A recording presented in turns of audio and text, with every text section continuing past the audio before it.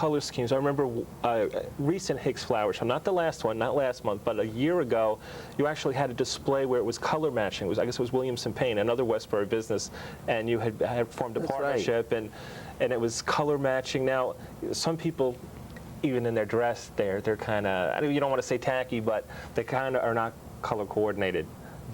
If they're going to try to match colors of flowers to colors of their house or a specific part of the yard, do they need a lot of advice on that, or does it come down to, what they like?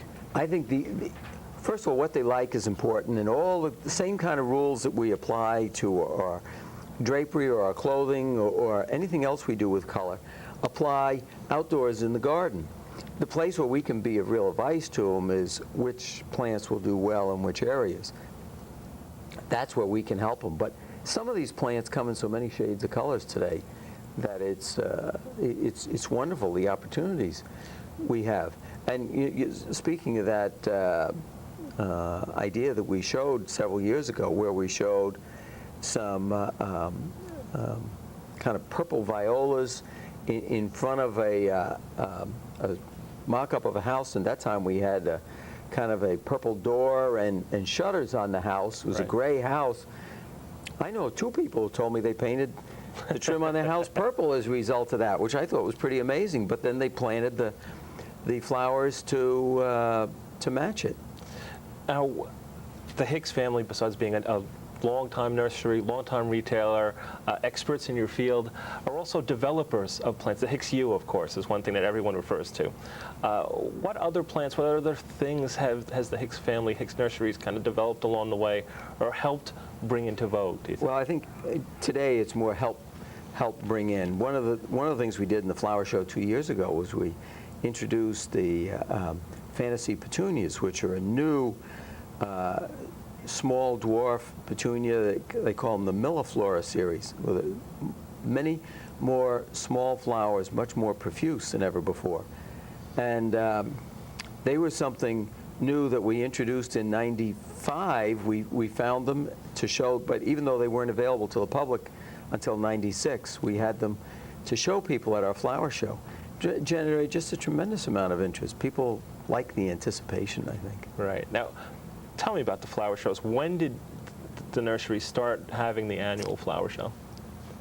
This year was our 7th that we've done, and we started because for many years there had not been a good flower show or any flower show on Long Island, and now we're fortunate to have 2. There's the show at the Coliseum, but we have ours that we have at the Garden Center, and we feel it's our opportunity to show people what some of the new flowers are that are coming this year, so that they can see things and plan their garden right around some of the things they can see. And people got so excited about some of the new peony varieties and the tree peonies, just absolutely magnificent. And these are things that people might not see, or they need to see them and think about it and plan their own gardens for a month or so before they actually come and do it. Now, what kind of now I've been back in the greenhouses with you before one of the shows, and I've seen things on the verge of being ready for display. How long does it take to set up that show? And what goes into it? Well, we start getting our plant material ready as early as November. Some of the flowers and vegetables that we have to be seeded and grown from then on. Plants come in, generally speaking, after Christmas for forcing to be ready. By forcing, I mean provided with long days under lights and the right temperatures so that they come on, because they have to be brought on very slowly, so that they kind of experience a natural awakening in the spring. Some plants, it's tricky every year.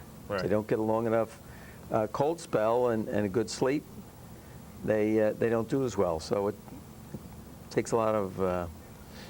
How many people work on the show each year? The whole staff. Everybody has their finger in it somehow. We have the nursery department, our outside people are planning the gardens. The greenhouse people are planning the flowers and arranging for them, but all our other departments are getting vendors involved that want to come and be part. We've got the horticultural societies and clubs coming now so that they can answer questions And that's been a great addition the last few years that we've been doing that, so that people can talk with the amateurs who are the real experts about their special interest. Now, you talked about the impact the show has had on people that come to you. What about on your own yard? Have things at the show ever influenced something that you do? You say, I like that display. Oh, yeah. My wife comes through the show, and she's looking at ideas and getting ideas just like everybody else. Right. So, in fact, those fantasy petunias I mentioned that we had in '95 at the show, after the show, they ended up in my yard for the summer.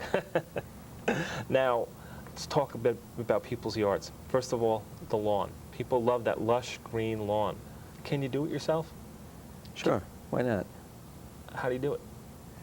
The main thing to have a good lawn is timing the applications of the things you do right and mowing it regularly. If it gets mowed once a week, that's a good start towards having things right. But feeding in the early spring and the fall with a slow release fertilizer makes all the difference in the world.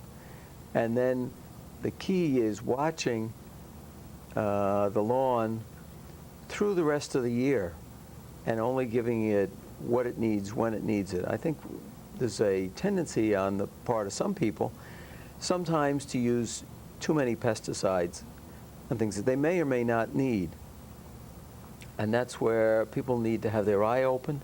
If they see something that doesn't look right, bring it in. We'll be glad to tell them whether they need something or they don't. And if they do need something, only apply it to the area that's infected. Don't do things on the whole lawn.